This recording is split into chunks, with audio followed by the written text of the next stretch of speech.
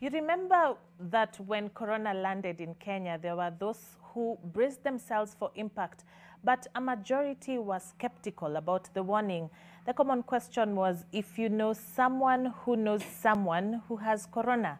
Well, it is becoming more common that you hear of someone who has been infected or even lost a loved one. I spoke to a survivor who remains hopeful that things will get better.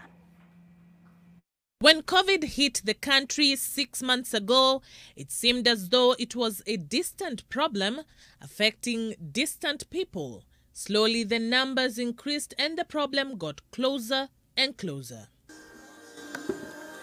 Geoffrey was a skeptic, but eventually the coronavirus crept into his home and into his body. I didn't have any symptoms that could show me that I have COVID. I wasn't coughing, I didn't have headaches, apart from just fever.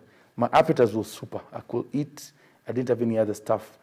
He would quickly seek treatment for an unknown blood infection until the doctor broke the unexpected scary news. He had contracted COVID-19. I broke, but I didn't want to break in front of her. Immediately she left. I cried. For 5 good minutes I cried. Trust me, so many things were in my head. COVID. Treating a disease without a known treatment can seem like a death sentence. At some point, Geoffrey thought the end was near for him.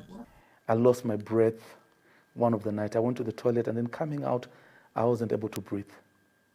That time I discovered, I said, things are bad here.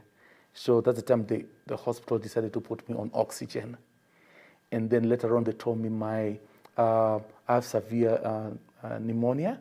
Upon being declared free of the virus, the government had to make sure that Geoffrey will be able to get back to normal life without risking reinfection from his wife, who was asymptomatic.